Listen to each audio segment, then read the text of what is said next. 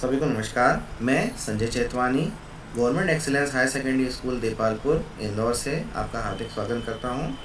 लेखाकर्म accountancy कक्षा 11वीं इकाई 2 लेखांकन के सैद्धांतिक आधार ये अपना आज का टॉपिक है और इसी टॉपिक पे आज अपन डिस्कस करेंगे। लेखांकन के सैद्धांतिक आधार गत वर्षों में व्यवसाय के विकास के साथ साथ अनुभव, आवश्यकता तथा निरीक्षण के आधार पर लेखांकन के कुछ सिद्धांतों और नियमों का विकास हुआ है। लेखांकन के ये सिद्धांत और नियम लेखांकन का आधार होते हैं। इन्हें ही लेखांकन का सैद्धांतिक आधार कहते हैं और यही इस पाठ का नाम है। अपने पाठ का नाम है लेखांकन का सैद्धांतिक आधार, यानी अनुभव, आवश्यकता और निरीक्षण के आधार पर कुछ सिद्धांतों और नियमों का विकास हुआ है। लेखांकन के सिद्धांतों और नियमों का, और उसी पे अपन को आज चर्चा करनी है। तो अपने पाठ का नाम है लेखांकन के सैद्धांतिक आधार। सबसे पहले अपन बात करेंगे सामान्यतः मान्य लेखांकन सिद्धांतों की, यानी general accepted accounting principle GAAP के आज अपन डिस्कशन करेंगे। तो सामान्यतः मान्य लेखांकन सिद्धांत GAAP मतलब ऐसे सिद्धांत जो सबके द्वारा मान्य है, इसलिए इनका नाम क्या है, सामान्यतः मान्य सिद्धांत। अब ये क्यों लागू किए गए? लेखांकन के सिद्धांतों में एक रूपता लाने के लिए, हमारे जो क्या कहते हैं लेखांकन प्रणाली है उसमें एक रूपता लाने के लिए हमारे जो लेखापाल हैं वो एक रूपता के संग लेखा कर सकें, इसलिए इस प्रकार के सिद्धांतों का विकास हुआ है। लेखांकन अभिलेखों में एक रूपता लाने के लिए कुछ सिद्धांतों और नियमों का विकास किया गया है, जिन्हें इस पेशे से जुड़े सभी लेखाकारों की सामान्यतः स्वीकृति प्राप्त है। जैसे लेखों में सभी लेन देनों का लेखा ऐतिहासिक लागत पर किया जाता है। यह सिद्धांत विभिन्न उपयोगकर्ता द्वारा अधिक स्वीकार्य है। इन्हें ही सामान्यतः मान्य सिद्धांत कहते हैं।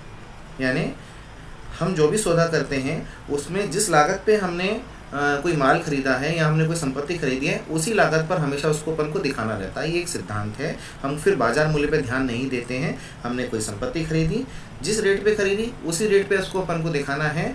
बाजार मूल्य भले उसका कम ज़्यादा हो रहा है, हमको उससे कोई लेना देना नहीं है। ये एक सामान्य मान्य सिद्धांत है जो सबके द्वारा अपनाया जाता है। इस प्रकार से के बहुत सारे सिद्धांत हैं जो सामान्यतः मान्य हैं, सभी लेखाकारों द्वारा मान्य है। सामान्यतः मान्य सिद्धांत का विकास एक लंबी अवधि के पूर्व अनुभवों, प्रयोगों और परंपराओं के आधार पर हुआ है। जैसे अभी मैंने आपको एक सिद्धांत का उदाहरण दिया, ये अनुभव, आवश्यकता, प्रयोग और परंपराओं के आधार पर इस प्रकार के सिद्धांतों का विकास हुआ है। जैसे विज्ञान के भी कुछ अपने नियम और सिद्धांत होते हैं, जैसे आनुवंशिकता का सिद्धांत, जैव विकास का सिद्धांत, कोशिका सिद्धांत, न्यूटन की गति के नियम, जड़त्व के नियम, संवेग के नियम, क्रिया प्रतिक्रिया के नियम। तो विज्ञान के भी अपने कुछ सिद्धांत, परंपराएं और नियम होते हैं। इसी प्रकार से लेखांकन के भी अपने कुछ सिद्धांत, परंपरा और नियम होते हैं। जिस प्रकार भाषा को समझने और उसकी व्याख्या के लिए व्याकरण की आवश्यकता होती है, उसी प्रकार लेखांकन को सही रूप से समझने, समझाने और उसके प्रस्तुतिकरण के लिए लेखांकन सिद्धांत की आवश्यकता होती है। किसी भाषा को अपन को समझना है तो हमें व्याकरण सीखनी रहेगी। हिंदी भाषा समझनी है तो हिंदी व्याकरण, अंग्रेजी भाषा सीखनी है तो अंग्रेजी व्याकरण। तो इस प्रकार से भाषा को समझने के लिए व्याकरण की आवश्यकता है। इसी प्रकार से अगर अपन को लेखांकन को समझना है, समझाना है, तो लेखांकन सिद्धांतों को अपन को समझने की आवश्यकता रहती है। भाषा के लिए व्याकरण और लेखांकन समझने समझाने के लिए लेखांकन सिद्धांतों को समझना पड़ता है। रॉबर्ट एन एंथनी के अनुसार लेखा विधि के नियमों और परंपराओं या प्रथाओं को सामान्यतः लेखांकन सिद्धांत कहते हैं। यहाँ बात आ रही है प्रथाओं की, तो अपन बात करते हैं प्रथाओं के ऊपर। जैसे अपने हिंदू धर्म की कुछ प्रथाएं हैं। जैसे दिवाली के समय अपन क्या करते हैं, फुलझड़ी पटाखे जलाते हैं, मिठाइयाँ बांटते हैं, घरों को सजाते हैं, घरों की रंगाई पुताई का काम चलता है, ठीक है ना, और नाते रिश्तेदारों से मिलने का काम चलता है, मिठाई वितरण का काम चलता है। बहुत हर्षोल्लास के संग अपन ये त्यौहार मनाते हैं। ये एक अपनी हिंदू धर्म की परंपरा है। जैसे हमारे पूर्वज दिवाली मनाते हैं, ऐसे हम भी मना रहे हैं। हमारी आने वाली जो पीढ़ी है वो भी इसी प्रकार से दिवाली मनाएगी। तो कुछ प्रथाएं रहती हैं हर धर्म की, हिंदू धर्म की, मुस्लिम धर्म की, सिख धर्म की, ईसाई धर्म की, ऐसी हर धर्म की अपनी अपनी परंपराएं और मान्यताएं रहती हैं। जैसे अनंत चतुर्दशी के दिन हम गणपति विसर्जन करते हैं, वो भी बहुत धूमधाम से मनाया जाता है इस त्यौहार को। जैसे करवा चौथ के दिन हिंदू महिला अपने पति की लंबी उम्र के लिए व्रत रखती है। इस प्रकार की कुछ परंपराएं रहती हैं हर धर्म की। एक मान्यता है कि घर में तुलसी का पौधा लगाना शुभ रहता है, तो बहुत से हिंदू परिवारों में घर आंगन में तुलसी का पौधा लगाया जाता है। एक मान्यता है, ये शुभ होता है। तो इस प्रकार से अपने जैसे धर्मों की अपनी मान्यताएं परंपराएं रहती हैं, ऐसे लेखांकन के भी कुछ सिद्धांत रहते हैं, कुछ मान्यताएं रहती हैं, कुछ परंपराएं रहती हैं। तो आज हम डिस्कशन करेंगे लेखांकन की मूलभूत मान्यताओं के बारे में, बेसिक अकाउंटिंग कॉन्सेप्ट्स के बारे में। पहली अपनी मान्यता या परंपरा है बिजनेस एंटिटी कॉन्सेप्ट, यानी पृथक इकाई अवधारणा या लेखांकन इकाई अवधारणा। ये अवधारणा हमें बताती है कि व्यवसाय अलग है और व्यवसाय का स्वामी अलग है। व्यवसाय को अलग मानना है, व्यापार के स्वामी को अलग मानना है। मान लीजिए कि कोई कपड़ा व्यापारी है, अब वो कपड़े का व्यापारी ब्याज का भी काम करता है, वही कपड़े का व्यापारी किराए का भी काम करता है, उसी कपड़े के व्यापारी को कुछ कमीशन भी प्राप्त होता है। तो सब तरह की इनकम को अपन को कपड़े के व्यापार में नहीं दिखानी है। अगर हमको कपड़े के व्यापार की वास्तविक आय निकालनी है तो अन्य व्यवसाय की आय को अलग रखना है, उस व्यवसाय की सभी आयों को अलग रखना है, और कपड़े के व्यवसाय से जो आय हो रही है उसको अलग रखना है। व्यवसायी के, उस मालिक के सब खर्चों को अलग रखना है, और व्यवसाय के खर्चों को अलग रखना है। कपड़े के व्यापार के खर्चे अलग, कपड़े के व्यापार की आमदनी अलग, तो ही कपड़े के व्यापार का सही मुनाफा ज्ञात हो पाएगा। इसलिए अपन व्यापार को अलग मानते हैं और व्यापार के स्वामी को अपन अलग मानते हैं। जैसे व्यापार का स्वामी जो भी पैसा लगा रहा है उसे अपन पूंजी कहेंगे, उसका हिसाब किताब अपन रखेंगे किस व्यापारी ने कितनी पूंजी लगाई है। और व्यापार का स्वामी अगर व्यापार से कुछ निकाल रहा है तो उसको अपन आहरण कहेंगे। फॉर एग्जाम्पल, अगर कोई व्यापारी है जिसका डिपार्टमेंटल स्टोर है और अपने घर के प्रयोग के लिए, तो व्यापार के स्वामी द्वारा जो माल घर के प्रयोग के लिए ले जा रहा है उसे अपन आहरण कहेंगे। तो व्यापारी जो पैसा लगा रहा है उसका हिसाब किताब अलग रखा जाएगा, और व्यापारी जो पैसा निकाल रहा है उसका हिसाब किताब अलग रखा जाएगा। इसे बोलते हैं लेखांकन अस्तित्व की मान्यता या संकल्पना। अगला है मुद्रा मापन की मान्यता या संकल्पना। हम जो भी व्यवहार करते हैं उसका अपन को मौद्रिक मापन करना रहता है, उसको मुद्रा में अपन को मापना पड़ता है कि हमने कितने का सौदा किया, यानी हम जो व्यवहार कर रहे हैं उसमें कितने का लेखा अपन को करना है। तो इसी को मौद्रिक मापन की मान्यता या परंपरा कहते हैं। हर सौदे का अपन को रिकॉर्ड करने से पहले उसका अपन को अमाउंट निकालना पड़ता है कि लेखा कितने का हुआ, उतने का अपन को लेखा करना रहता है। जैसे कोई व्यवसायिक सौदा हुआ, कोई खरीदने बेचने का काम हुआ, तो उसका अपन को रिकॉर्ड रखना पड़ेगा। और अगर हमने अपने किसी दोस्त की बर्थडे पार्टी को सेलिब्रेट किया तो वहाँ अपन को कोई इसमें पैसा खर्च नहीं हुआ, तो उसका अपन हिसाब किताब, तो कुछ सौदों का अपन को लेखा करना रहता है और कुछ सौदों का अपन को लेखा नहीं करना रहता है। जिसका अपन मुद्रा में नाप सकते हैं उसका लेखा करेंगे, जिसको अपन मुद्रा में नहीं नाप सकते उसका लेखा नहीं करेंगे। इसी को बोलते हैं मौद्रिक मापन की मान्यता या संकल्पना। अगला है चालू व्यवसाय की मान्यता या परंपरा। अपन व्यापार में सौदा का लेखा इसी आधार पर करते हैं कि व्यापार निरंतर चलता रहेगा, व्यापार कभी बंद नहीं होगा, वो चलता रहेगा। इसी के आधार पर अपन को लेखा करना रहता है। यानी कि जो लेना बाकी है अपन ये मानेंगे कि भविष्य में मिल जाएगा, और जो देना बाकी है अपन ये मानेंगे कि भविष्य में अपन दे देंगे। इसी के आधार पर अपन लेखा करते रहते हैं, और हर साल 31 दिसंबर या 31 मार्च को लेखा अपन करते रहते हैं। इसी को अपन बोलते हैं चालू व्यवसाय की मान्यता या परंपरा। यानी कि 31 दिसंबर को अपन खाते बंद कर रहे हैं तो उस समय ये मान के अपन खाते बंद कर देते हैं कि जो मिलना है वो मिल जाएगा, और जो देना बाकी अपन दे देंगे। ये 31 मार्च को भी अपन जब खाते बंद करते हैं तो यही सोच के अपन खाते बंद करते हैं, जो मिलना बाकी है वो मिल जाएगा और जो देना है वो अपन दे देंगे। इसी के आधार पर अपन खाते बंद करते हैं, क्योंकि व्यापार तो निरंतर चलता रहेगा, तो लेने का इंतजार देने के इंतजार में अपन खातों को नहीं रोक सकते। यही इसी को बोलते हैं अपन चालू व्यवसाय की मान्यता या परंपरा। अगला है लेखांकन अवधि की मान्यता या परंपरा। अपनी जो लेखांकन की जो अवधि रहती है वो 12 माह की रहती है, 1 वर्ष की रहती है। उसी अवधि पे अपन को लेखा करना रहता है। कभी अपन ये नहीं कर सकते कि किसी महीने अपन 13 महीने अपन ने लेखा कर दिया, 12 महीने के बाद में खाता बंद करा, 11 महीने के बाद में खाता बंद कर दिया। लेखांकन अवधि अपन को 12 महीने की रखनी है, ताकि इस 12 महीने की तुलना अपन अगले 12 महीने की या फिर पिछले 12 महीने से अपन तुलना कर सकें। तो कंपेरिजन करने के लिए अपन लेखांकन अवधि एक ही रखते हैं। यानी 1 जनवरी को अपन ने खाते खोले हैं तो 31 दिसंबर को बंद करने हैं, 1 अप्रैल को खाते खोले हैं तो 31 मार्च को बंद करने हैं। यही है लेखांकन अवधि की मान्यता या संकल्पना। अगली है दोहरा लेखा प्रणाली या दोहरा लेखा मान्यता। हर सौदे के 2 पक्ष रहते हैं, एक को अपन डेबिट कहते हैं, एक को अपन क्रेडिट करते हैं। जो बाएं हाथ का साइड रहता है उसको अपन डेबिट, विकलित या फिर नामे पक्ष कहते हैं, और जो दायां पक्ष रहता है उसको अपन क्रेडिट जमा या समाकलित पक्ष कहते हैं। एक तरफ एसेट्स और एक तरफ लायबिलिटी दोनों बराबर होता है इसी सिद्धांत के आधार पर।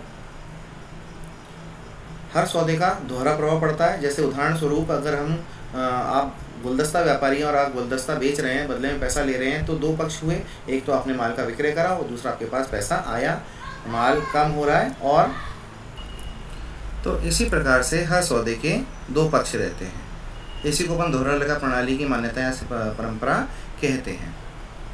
जैसे हर सौदे के दो पक्ष होते हैं और हर दोनों पक्षों में अपन को लेखा करना रहता है। जैसे उधार माल बेचने पर माल खाता और देनदार खाता प्रभावित होता है। जब हम उधार माल बेचते हैं तो माल दुकान से कम होता है, साथ साथ में हमारे देनदार बढ़ जाते हैं जो हमको भविष्य में उस उधार बेचे गए माल का पैसा हमको देंगे। तो दो पक्ष हुए, एक तो माल कम हुआ और एक हमारी देनदारी बढ़ गई। दूसरा है उधार माल खरीदेंगे तो माल खाता और लेनदार खर्च प्रभावित होगा। अगर हमने माल खरीदा है तो माल खाते पे प्रभाव पड़ रहा है और साथ साथ में जिससे हमने उधार माल खरीदा है उसको अपन को चुकाना पड़ेगा, वो हमारे लेनदार बढ़ गए। ठीक है ना। तो दो पक्ष रहते हैं हर सौदे के। किराया चुकाएंगे तो रोकड़ कम होगी, साथ साथ में हमारा एक खर्च बढ़ गया। कमीशन प्राप्त होगी तो हमारी रोकड़ बढ़ेगी और हमारा क्या कहते हैं कमीशन खाता बढ़ जाएगा, मतलब हमारी इनकम बढ़ जाएगी। किराया चुकाया तो हमारे खर्चे बढ़े और कैश कम हुई, और कमीशन प्राप्त हुआ तो कैश बढ़ी और एक कमीशन का खाता खुल जाएगा, एक आमदनी का। तो इस प्रकार से दोहरा लेखा प्रणाली के हिसाब से अगर अपन चलें तो हर सौदे के दो पक्ष होते हैं और दोनों पक्षों में हमको लेखा करना रहता है। दोहरा लेखा होता है हर सौदे का। इसी को बोलते हैं दोहरा लेखा की मान्यता या संकल्पना। अगला है प्रमाणक की जांच योग्य वस्तुनिष्ठता का सिद्धांत।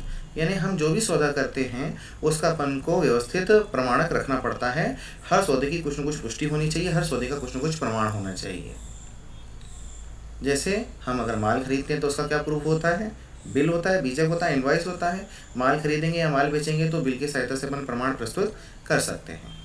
और अगर पैसे का लेन देन कर रहे हैं तो रसीद का प्रमाणक है। इसी को बोलते हैं प्रमाण की जांच योग्य वस्तुनिष्ठता की संकल्पना। जैसे हमने अपने व्यवहारों का लेखा करा तो अगर कोई टैक्स अधिकारी आकर हमारे खाते चेक करे तो हमारे पास हर चीज़ का प्रमाण होना चाहिए। हम ऑडिट करवा रहे हैं तो हमारे पास हर चीज़ का प्रमाण होना चाहिए। हम न्यायालय में अपना कोई पक्ष रख रहे हैं तो हमारा लेखा व्यवस्थित होना चाहिए, हर चीज़ का हमारे पास प्रूफ होना चाहिए। इसी को बोलते हैं प्रमाण की जाँच योग्य वस्तुनिष्ठता की संकल्पना। अगला है ऐतिहासिक लागत की संकल्पना या परंपरा। हम जिस लागत पे किसी संपत्ति को खरीद रहे हैं उसी लागत पे हमको दिखाना है, बाजार भाव भले ऊपर नीचे कितना भी होता रहे।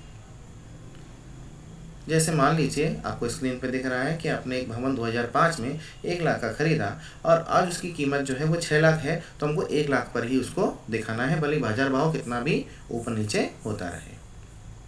इसी को बोलते हैं ऐतिहासिक लागत की मान्यता या संकल्पना। जिस मूल्य पर हमने संपत्ति खरीदी है उसी मूल्य पर उनको हमेशा दिखाना है। ये स्थायी संपत्तियों के लिए अधिक लागू होता है। अगला है आगम पहचान की मान्यता या संकल्पना। उदाहरण स्वरूप जैसे कोई किसान है, उसने 5 लाख की फसल का उत्पादन किया, 5 लाख की फसल बेची, पर वर्तमान में उसको केवल 4 लाख रुपए हाथ में आए हैं, पर उसकी कमाई तो 5 लाख की हो चुकी है। फिर से बताता हूँ, अगर किसी किसान ने 5 लाख की फसल का उत्पादन किया है और 5 लाख की फसल बेच दी है तो उसकी 5 लाख की कमाई तय हो चुकी है। जिस डेट को लेना तय हो या देना तय हो उस डेट को अपनी इनकम हो जाती है। किसान को 5 लाख रुपए लेना तय हो गया तो उसकी इनकम 5 लाख की हो चुकी है, भले उसे प्राप्त हो या प्राप्त ना हो। इसी को बोलते हैं आगम पहचान की मान्यता या संकल्पना। जिस डेट को लेना तय है उस डेट को अपनी आमदनी हो चुकी है। अगला है मिलान सिद्धांत, मिलान मान्यता। एक तरफ अपन इनकम को रखते हैं, एक तरफ अपन खर्चों को रखते हैं और उसकी तुलना करते हैं। एक तरफ हमने सारी आमदनी लिख दी, एक तरफ सारे अपन ने व्यय लिख दिए और आमदनी और व्यय की हमने तुलना करी। अगर हमारी खर्चे ज़्यादा है और आमदनी कम है तो उसको अपन घाटा या कमी या लॉस कहेंगे। और अगर हमारी इनकम ज़्यादा है और हमारे खर्चे कम है तो इसे अपन प्रॉफिट, फ़ायदा या बचत, सरप्लस कहेंगे। इसी को बोलते हैं मैचिंग प्रिंसिपल और इसी को बोलते हैं मिलान या अनुरूपता की मान्यता या संकल्पना। अगला है फुल डिस्क्लोजर, पूर्ण प्रकटीकरण की मान्यता या परंपरा। हम जो भी सौदा करते हैं उसको पूर्ण रूप से लिखना रहता है। तो कोई भी चीज़ अपन लिख रहे हैं तो वो बिल्कुल पारदर्शी होनी चाहिए, हर चीज़ क्लियर होनी चाहिए, उसमें कुछ भी छुपा हुआ नहीं होनी चाहिए। सभी चीज़ फुली डिस्क्लोजर होनी चाहिए, फुली डिस्क्लोज होनी चाहिए, बिल्कुल कांच की माफिक साफ। जो भी अपन लिख रहे हैं उसको प्रकटीकरण पूर्ण रूप से होना चाहिए, हर चीज़ बिल्कुल क्लियर समझ में आनी चाहिए। इसी प्रकार से अपन को लिखा करना रहता है, इसी को अपन बोलते हैं पूर्ण प्रकटीकरण की मान्यता या संकल्पना। अगला है रूढ़िवादिता की मान्यता या परंपरा।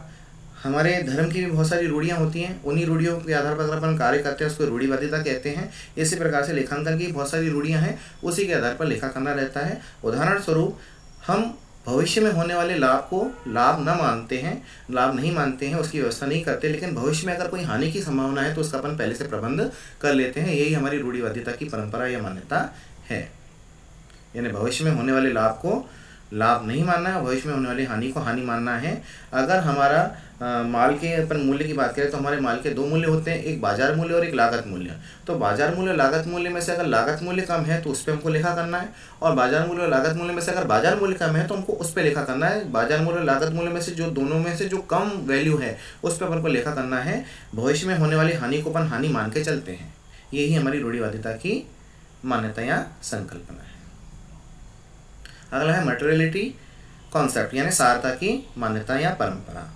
बहुत सारी छोटी छोटी चीज़ों को अपन को लेखा नहीं करना रहता है। जैसे हम पेन, पेंसिल, रबड़ कटर खरीदते हैं तो पेन, पेंसिल, रबड़ कटर का लेखा न करके अपन एक उसका संयुक्त रूप से खाता बना लेते हैं।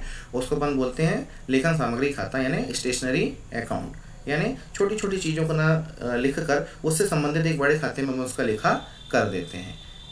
इसी को बोलते हैं अपन मटेरियलिटी प्रिंसिपल, सारता की संकल्पना। कंसिस्टेंसी प्रिंसिपल यानी समरूपता की परंपरा या एक रूपता।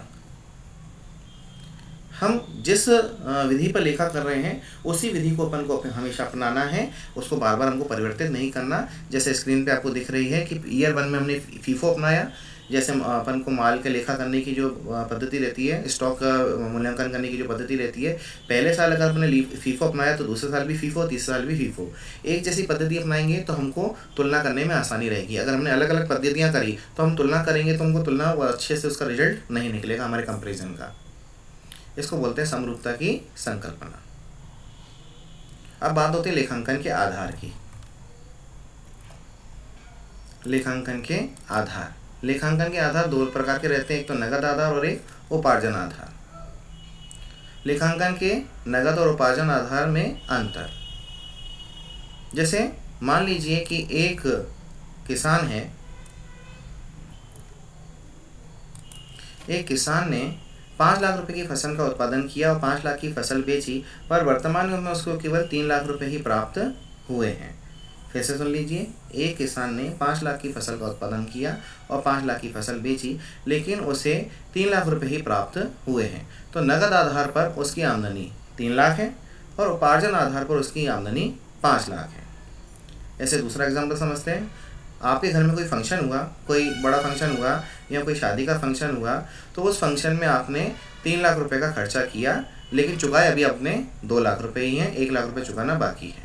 तो नगद आधार पर आपका जो खर्चा है वो 2 लाख का है और उपार्जन आधार पर आपका जो खर्चा है वो 3 लाख का है। नगद आधार, नगद आधार पर लेखांकन करते समय लेखा पुस्तकों में लेन देनों की प्रविष्टि नगद के भुगतान या प्राप्ति के समय की जाती है, न कि उसके देय या प्राप्त हो जाने की। उदाहरण के लिए, यदि दिसंबर 2019 में दिए जाने वाले कार्यालय का किराया जनवरी 2020 में दिया गया तो इसका अभिलेखन जनवरी 2020 में किया जाएगा, क्योंकि नगद आधार पर हमने पेमेंट 2020 में किया है। तो नगद आधार पर जिस डेट को भुगतान किया जाता है उस डेट को अपन को लेखा करना रहता है। तो नगद आधार पर अपन नगद को आधार मानते हैं। और उपार्जन आधार, उपार्जन आधार पर लेखांकन किया जाए तो आगम और लागतों को लेन देन के समय ही मान्यता दी जाती है, न कि उसके वास्तविक प्राप्ति या भुगतान के समय। उदाहरण के लिए, यदि दिसंबर 2019 में दिए जाने वाले कार्यालय का किराया जनवरी 2020 में दिया गया तो उसका अभिलेखन दिसंबर 2019 में किया जाएगा, क्योंकि देना तय 2019 में ही हो गया था। तो उपार्जन आधार पर अपन को लेखा 2019 में करना है। अब है लेखांकन की प्रणालियों के बारे में बात। तो लेखांकन की एक प्रणाली होती है दोहरा लेखा प्रणाली और दूसरी होती है इकहरा लेखा प्रणाली। अब दोहरा लेखा प्रणाली और इकहरा लेखा प्रणाली की अपन तुलना करते हैं। उधार माल बेचने पर प्रभाव क्या पड़ता है, माल खाते में और देनदार खाते में प्रभाव पड़ता है। तो अगर दोनों खातों में लेखा करेंगे तो इसको अपन दोहरा लेखा प्रणाली कहेंगे, लेकिन हम केवल देनदारों का हिसाब रखेंगे, माल का हिसाब नहीं रखेंगे तो उसको इकहरा लेखा प्रणाली कहेंगे। दोहरा लेखा प्रणाली के हिसाब से यदि अपन नगद माल खरीदते हैं तो माल खाते और लेनदार खाते पर प्रभाव पड़ता है, लेकिन अगर इकहरा लेखा प्रणाली के हिसाब से चले तो अपन केवल लेनदारों का हिसाब रखते हैं, माल खाते को अपन इग्नोर कर देते हैं, उसको नजरअंदाज कर देते हैं। किराया चुकाने पर रोकड़ खाता और किराए खाते पर प्रभाव पड़ता है। दोहरा लेखा प्रणाली के हिसाब से किराए खाते और रोकड़ खाते पर प्रभाव पड़ता है, लेकिन इकहरा लेखा प्रणाली पर अपन केवल रोकड़ पे का हिसाब किताब रखते हैं और किराए का हिसाब किताब नहीं रखते हैं। कमीशन प्राप्त होने पर दोहरा लेखा प्रणाली में रोकड़ खाता और कमीशन खाते पर प्रभाव पड़ता है, लेकिन इकहरा लेखा प्रणाली की बात करें तो केवल अपन रोकड़ पे ध्यान रखते हैं, कमीशन पे ध्यान नहीं देते हैं। अब बात आती है भारतीय लेखांकन मानक या प्रमाण की, यानी इंडियन अकाउंटिंग स्टैंडर्ड्स की। जैसे हमारे सामने जब बहुत सारे रास्ते होते हैं तो हमारे पास कन्फ्यूजन होता है। ऐसे जब सिद्धांतों में समरूपता नहीं हो, बहुत सारे सिद्धांत अपन को सामने हो तो हमको समझ में नहीं आता हम किस सिद्धांत को फॉलो करें। तो सिद्धांतों में समरूपता लाने के लिए या एक रूपता लाने के लिए लेखांकन मानक का विकास हुआ है। लेखांकन मानक या अकाउंटिंग स्टैंडर्ड वित्तीय सूचनाओं के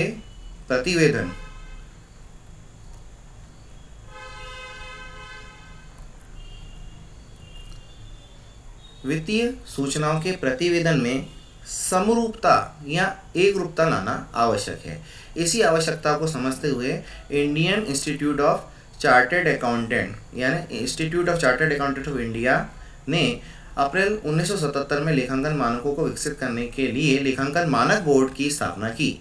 इस बोर्ड का मुख्य कार्य इन क्षेत्रों की पहचान करना है जहां लेखांकन में लेखा विधियों में समरूपता की आवश्यकता है। लेखांकन मानक लेखांकन के नियमों, निर्देशों और अभ्यासों में संबंध में वह लिखित वाक्यांश है जो लेखांकन सूचनाओं के प्रयोगकर्ताओं के लिए वित्तीय विवरणों में समरूपता या एकरूपता लाते हैं। यानी समरूपता और एकरूपता लाने के लिए लेखांकन मानकों का विकास किया गया है। कोहलर के अनुसार लेखांकन प्रमाप रीति रिवाजों, कानून अथवा पेशेवर संस्थाओं द्वारा लेखाकारों पर लागू की गई आचार संहिता है। यानी एक ऐसी आचार संहिता जो सभी लेखाकारों को अपनानी है या समरूपता लाने के लिए। अब अपन पुनरावृत्ति करते हैं कि आज हमने क्या क्या सीखा। आज हमने सीखा सामान्य मान्य लेखांकन सिद्धांत GAAP के बारे में, लेखांकन सिद्धांत के बारे में, लेखांकन की प्रमुख मान्यताओं के बारे में, जैसे व्यापारिक इकाई, आगम मिलान सिद्धांत या मान्यता, मुद्रा मापन, पूर्ण प्रस्तुतिकरण, सतत व्यापार, समरूपता, लेखांकन अवधि, रूढ़िवादिता, लागत, सारता, द्विपक्षीयता, वस्तुनिष्ठता, आगम मान्यता, ये सारी मान्यताओं के बारे में अपने चर्चा की। और लेखांकन के आधार के बारे में चर्चा करी। प्रमुख रूप से दो आधार होते हैं, लेखांकन का नगद आधार और उपार्जन आधार। लेखांकन के मानकों के बारे में अपने चर्चा करी। अब अभ्यास, आपके स्क्रीन पर आपको 6 प्रश्न दिख रहे हैं। ये 6 प्रश्न आपको नोट करने हैं और इनको सॉल्व करना है। पहला प्रश्न, सामान्यतः मान्य लेखांकन सिद्धांत से आप क्या समझते हैं, आपका क्या आशय है? नोट कर लीजिए इसे। दूसरा प्रश्न, लेखांकन सिद्धांत से आपका क्या तात्पर्य है? तीसरा प्रश्न, लेखांकन की प्रमुख संकल्पनाओं को समझाइए। नोट कर लीजिए इसे। प्रश्न 4, लेखांकन के नगद या उपार्जन आधार से आपका क्या आशय है? 5वां प्रश्न, दोहरा लेखा प्रणाली व इकहरा लेखा प्रणाली से आपका क्या आशय है? प्रश्न 6, लेखांकन प्रमाणक से आपका आशय स्पष्ट कीजिए। ये 6 प्रश्नों को आपको हल करना है। इस वीडियो में बस इतना ही। धन्यवाद।